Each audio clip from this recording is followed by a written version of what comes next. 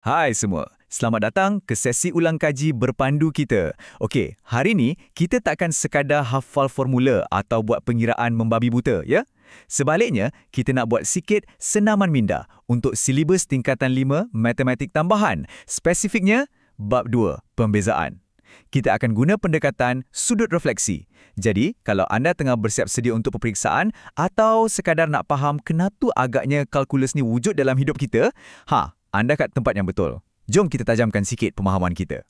Okey, ini peta minda kita untuk sesi ni. Kita akan mula dengan kuasa refleksi dalam matematik. Lepas tu kita rongkai asas dia iaitu had. Kemudian kita tengok pembezaan peringkat pertama dan kedua, masuk ke aplikasi dunia sebenar dan akhir sekali macam mana semua ni membina kapasiti pemikiran logik kita, ringkas dan padat. Cuba dengar apa yang disebut dalam standard kurikulum kita ni. Refleksi membolehkan murid melihat, memahami dan menghargai perspektif dari sudut yang berbeza. Nampak tak? Inilah sebabnya kita berhenti sejenak hari ini. Daripada kita buat beratus-ratus soalan secara membuta tuli, dokumen kurikulum mengingatkan kita yang langkah penyelesaian masalah yang paling kritikal sebenarnya adalah refleksi. Benda inilah yang akan betul-betul kunci kefahaman mendalam anda terhadap sesuatu konsep tu. Baiklah, kita masuk ke bahagian 1, kuasa refleksi dalam matematik.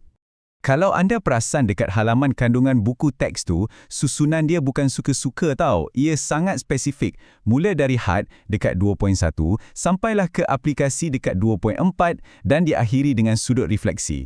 Setiap satu subtopik tu dibina atas topik sebelumnya. Maksudnya, tak ada jalan pintas. Anda tak boleh terus lompat ke aplikasi kalau tak faham dari mana datangnya terbitan tu. Macam bina rumah, asas kena letak dulu. Okey, seterusnya, bahagian 2, merungkai asas. Had. Dekat subtopik 2.1 ni, kita memang kena faham betul-betul apa itu had. Langkah kognitif pertama yang paling krusial adalah nak faham apa jadi bila nilai pemboleh ubah tu makin menghampiri sifar. Bukan dari satu sisi je, tapi dari dua arah bertentangan. Kenapa benda ni penting sangat? Sebab dekat dunia fizikal, perubahan tu berlaku secara berterusan. Bila jarak sesuatu perkara tu jadi makin kecil, sampaikan hampir-hampir sifar, barulah kita dapat tangkap kadar perubahan pada titik masa yang betul-betul tepat. Jadi, konsep tadi bawa kita kepada pembezaan melalui prinsip pertama. Ini sebenarnya akar umbi kepada kalkulus. Sebelum anda pakai segala petua atau hukum jalan pintas tu, anda wajib faham prinsip pertama ni. Asasnya, ia menilai had sesuatu fungsi bila selangnya menghampiri sifar. Percayalah cakap saya, bila anda dah dapat tangkap konsep ni, semua formula terbitan yang anda hafal lepas ni akan automatik masuk akal secara logik, bukan setakat memori hafalan kosong je. Inilah kunci utama untuk buka keseluruhan bab ni. Sekarang kita bergerak ke bahagian 3, pembezaan peringkat pertama dan kedua. Rantaian logik pembelajaran anda bermula bila anda kuasai mekanik pembezaan pertama dekat subtopik 2.2. Bila anda dah cekap cari dy per dx, kecekapan prosedur tu secara semula jadi akan muka jalan ke subtopik 2.3, iaitu pembezaan peringkat kedua. Ia memang satu proses berturutan. Anda ambil fungsi asal, anda bezakan untuk dapatkan kecurunan, dan lepas tu anda bezakan pula kecurunan tu sendiri untuk tengok macam mana kecurunan tu berubah. Ibarat rantaian maklumat yang bersambung-sambung. Okey, kat sini letaknya jambatan yang sangat penting. Selalu kita tengok kat sebelah kiri, ada prosedur matematik abstrak macam f'(x) dan f'(x). Nampak macam huruf dan nombor je atas kertas kan? Tapi dekat sebelah kanan, itu sebenarnya makna sebenar dalam dunia fizikal. Terbitan pertama bagi tahu kita tentang kadar perubahan. Maknanya, seberapa pantas sesuatu tu berubah. Terbitan kedua pula, tolong kita kenal pasti sifat titik pusingan, sama ada ia titik maksimum atau minimum. Membina jambatan mental antara algebra abstrak dengan makna realiti fizikal inilah yang membezakan pelajar yang sekadar lulus dengan seorang pemikir analitikal yang sebenar. Seterusnya, bahagian 4, menelusuri aplikasi dunia sebenar. Pernah tak tertanya, kenapalah aku kena susah-susah belajar semua ni? Sebenarnya, matematik tambahan ni bukan pengiraan atas kertas kosong je.